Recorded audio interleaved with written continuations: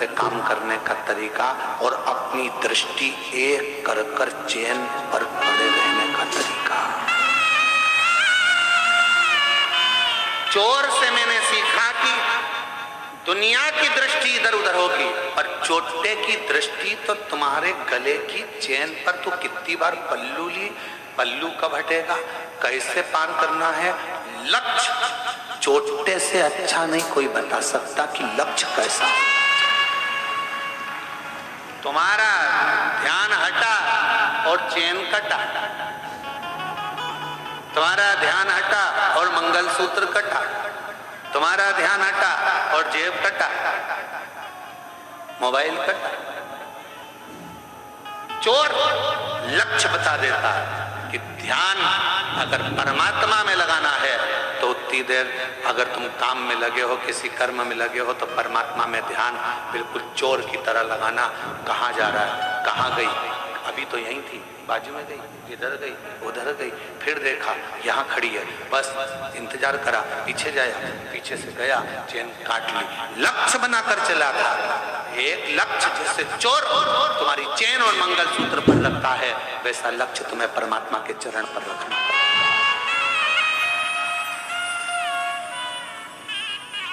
दूसरे नंबर पर कुत्ता को गुरु बनाया तो गुरुजी ने पूछा कुत्ता से क्या सीखा, तो क्या कुत्ते से सीखा कि मनुष्य से ज्यादा वफादार कुत्ता होता है।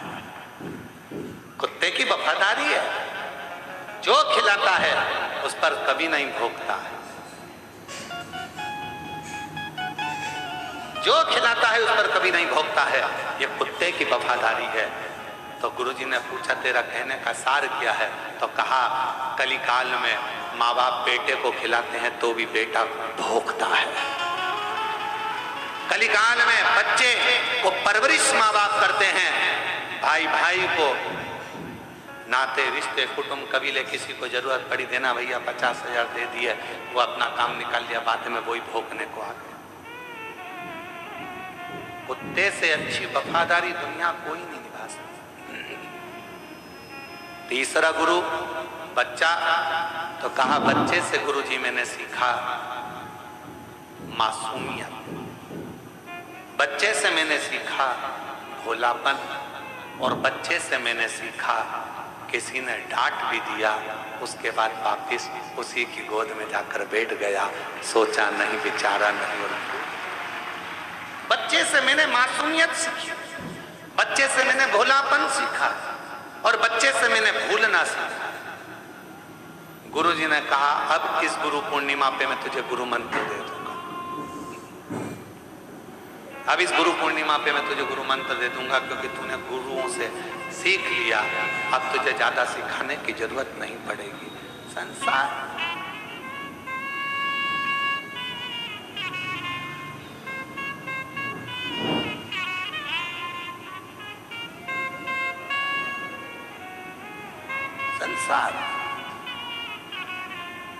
एक मनुष्य गुटखा खाया, तंबाकू मला मुंह के अंदर, यहाँ पिचकारी मारी, वहां पिचकारी मारी, वहां पिचकारी मारी।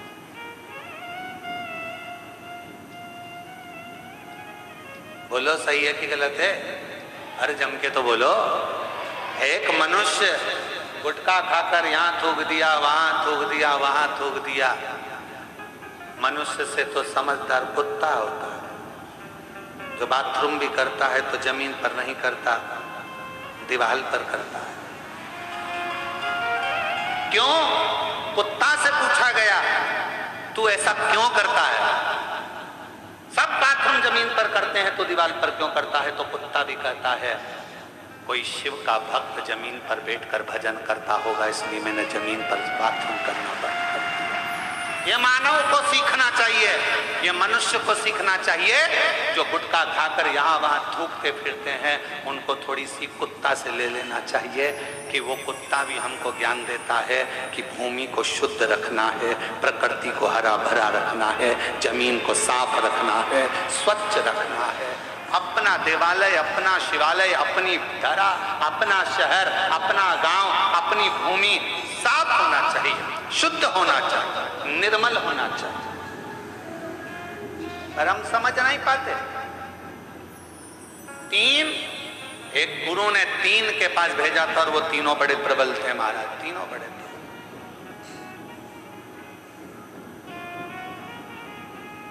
एक कुत्ते ने सीख दी। कुत्ता जब भी कोई संत साधु सन्यासी गांव में आता है तो कुत्ता उस पर भौंकता है। बोलो सही है कि गलत? कोई साधु सन्यासी आया और कुत्ता ने उस पर भौंका, कोई बाबा जोगी आया, कुत्ता ने उसे भौंका। तो फिर कुत्ते से पूछा, क्यों रे, अकल नहीं है? बहुत बड़े संत हैं और तू उन पर भौंक रहा है। तो कुत्ते ने कहा, भैया देखो, मैं इसलिए भौंक रहा हूं कि वो दरवाजे दरवाजे जाकर मांग रहा है।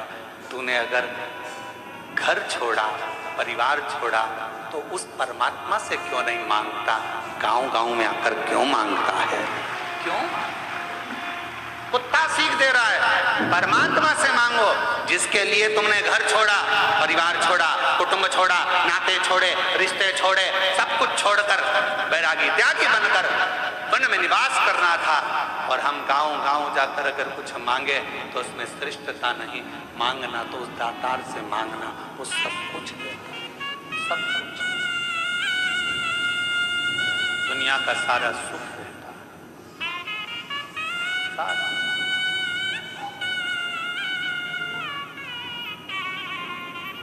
हमारे चंदन सोनी जी बैठे हैं, हाँ, उन्होंने समीर भाई को एक मैसेज किया कि वो लखनऊ वाले, इत्र वाले ना, इत्र वाले, लखनऊ वाले इत्र भेजना चाहते हैं। तो पूछा जाए कि इत्र कौन सा भेजा है। समीर ने कोई पलट का जवाब नहीं दिया, क्योंकि उनको मालूम है कि कुबरेश्वर धाम पर केवल बाबा की चलती है, उसको जो लगवाना होगा वो इत्र आ जाता है, जो लेना होता है वो आ जाता है। यहाँ मनुष्य की चलती है, क्या चीज? कौन इत्र लाया जाए, कौन मंगाया?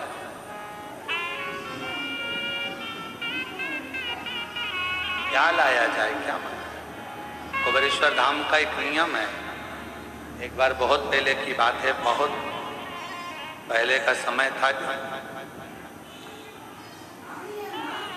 धाम पर भीड़ की मात्रा ज्यादा थी। आज बात याद आई है तो मैं चंदन भी बता दूं। तो कहा एक जगह से छाछ मंगवा लीजिए। मैं तो कहा छाछ, हाँ, तो छाछ के लिए जाएगा कौन? तो कहा गुरु जी को जाना पड़ेगा, तो वो छाछ दे। हमने कहा चलो छाछ लाए। छाछ लाए, रात्रि विश्राम कर रहे थे और ऐसा लगा, महसूस हुआ कि शिव जी खुद कह रहे हो कि मुझसे बड़ा कोई दुनिया का और कोई हो गया जो देना चालू कर दिया। उस दिन का दिन है, कुबरेश्वर बाबा की धरा पर बैठकर कथा वाच रहे हैं। उसके बाद आज तक लगभग 11 साल के अंदर किसी के पास एक फोन नहीं गया होगा कि बाबा के धाम के लिए चावल भेजना, कि दाल भेजना, कि छाछ भेजना, कि घी भेजना। बाबा का धाम बाबा ही चलाता। कोई वस्तु की चाह नहीं, कोई वस्तु की चाह।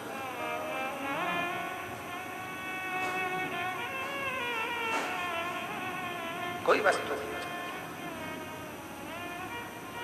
और इतना मेरे बाबा का भंडारा, इतना भंडारा रोज का चलता है, और रोज कहां से आता है, कहां जाता है। जरा विचार करिएगा, 50,000 यात्री रोज का सुबह से शाम तक भोजन करता है। सुबह से शाम तक भोजन करता है 50,000 यात्री। रोटी, सब्जी, मीठा, नमकीन, खिचड़ी सब बनता है। रोज का बनता है। ये मत सोचो कि तुम आज भंडारे में भोजन, बस इतना अंतर आ गया कि अंदर की जगह बाहर टेंट लगा दिया गया, पर भोजन जो तुम कर रहे हो ये भोजन रोज बनता है, प्रतिदिन। कहां से गाड़ियां आती हैं, कहां से ट्रक भरकर आता है, कौन खाली करता है, कौन उतारता है, और कहाँ ट्रक वापिस चले जाता है, हम कहाँ का बोलें। किसी किसी ट्रक पर उत्तर प्रदेश लिखा होता है, किसी पर छत्तीसगढ़, किसी पर महाराष्ट्र, किसी पर राजस्थान, किसी पर हरियाणा, किसी पर दिल्ली लिखा होता है, किसी पर कोलकाता लिखा होता है। कहाँ कहाँ किसका है, किसकी सामर्थ्य था इतना करने। सब हम तो बाबा के भरोसे चलते, हम तो बाबा के भरोसे चलते हैं। ये दुनिया वाले जलते हैं, ये दुनिया वाले जलते हैं, हम तो बाबा के भरोसे चलते हैं। और अभी भी इतना बड़ा हॉस्पिटल बना है, उस हॉस्पिटल में भी चिकित्सा जब चालू होगी तो उसके लिए भी कह रखा है ना दवाई का पैसा लेना है, ना किसी चीज का पैसा लेना है। निःशुल्क जांचे, निःशुल्क शिविर और निःशुल्क ऑपरेशन सब करवा। बाबा का भंडार है, बाबा का। क्यों सोचो, गुरुकुल भी खुले तो बच्चे की पूर्ण शिक्षा, उसके वस्त्र से लेकर उसके भोजन व्यवस्था, उसके लैपटॉप, उसकी कॉपी किताब, उसका पढ़ने का एजुकेशन का हिंदी माध्यम, अंग्रेजी माध्यम, संस्कृत माध्यम पूर्ण होना चाहिए। और कोई शुल्क एक भी उसके माता पिता से ना लिया जाए, और उसकी पूर्ण शिक्षा कॉलेज तक, शिक्षा भी उसकी निःशुल्क हो। उसका जीवन का एक उत्थान ऊर्जा से, ऊर्जा से।